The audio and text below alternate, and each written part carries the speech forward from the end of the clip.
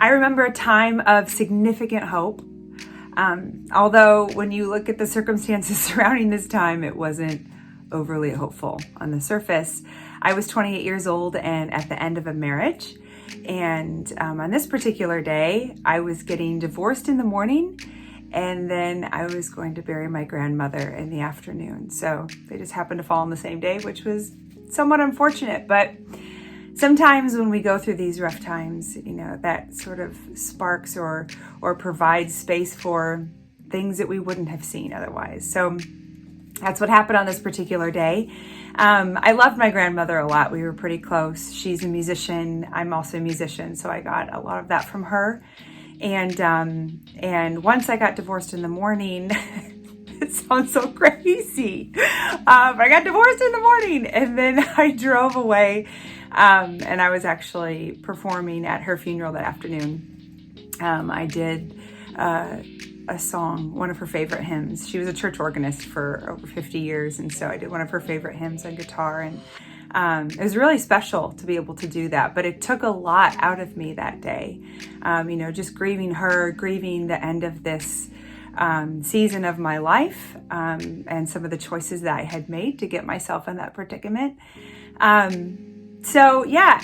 the funeral, we went outside to the burial, and my father and mother both really love to make moments significant, and they love to see signs and all the things. So my father had planned to get 6 red balloons to represent my grandmother's hair color. She loved, even though she was in her 80s and she died, she definitely dyed her hair red for all of her life. And so he got 6 red balloons, one for each of the grandkids to let go into the air around the burial. So we sang Amazing Grace, we let the balloons go, and it was beautiful.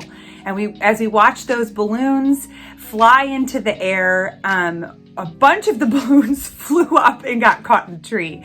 And my mom was like, isn't this just like Granny B? Because no matter how she tried to live a life of freedom, she got caught in the branches a lot.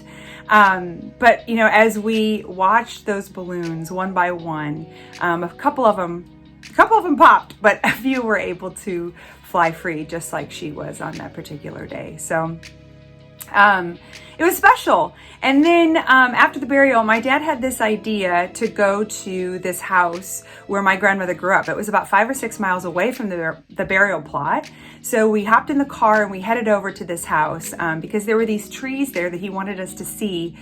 They had this tradition in the family where they would plant these trees every Christmas when she was a child to sort of replace the Christmas tree. So it was beautiful. We'd heard this tradition. We wanted to go see the story.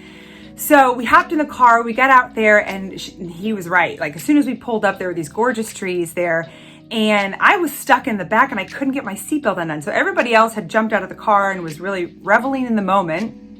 And I finally got my seatbelt undone, sort of crawled out of the back seat, and as I walked across the yard, I looked down, and there in front of me was a red balloon. And I was like in shock. It was popped, obviously, but on right there in my path. And I went to pick up the balloon and I said, you guys, look. And everybody was like, no way. I mean, we were miles from the burial plot and most of them had popped. And I just started bawling in that moment because it was just like, it was this moment for me where I knew that I was seen. I knew I was seen. It was a day where I had buried a lot of things.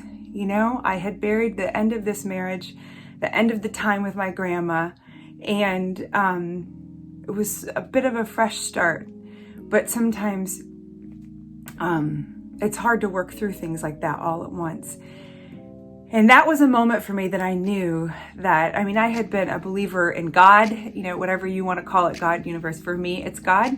And that was a particular moment, though, that I knew that he saw me. I knew that he was the one that maybe even said to one of his angels, hey, go take one of those balloons and drop it at Rachel's feet when she walks across the yard, just to remind her that I love her, just to remind her that I'll always be with her.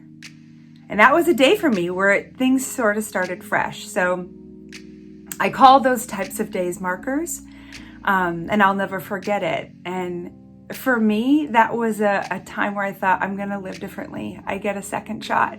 Because sometimes in life we don't get those second shots, right? We make choices and they're devastating. And but if we look at those choices, if we sit back and say, whoa, how did I get here? And choose to live differently from then on out, it's never too late. I remember the time when you were mine, you were my prize, can't wait to take you back. Don't tell me something good, I want you to give me Thinking I remember the time when you were mine, you were my prize, can't wait to take you back.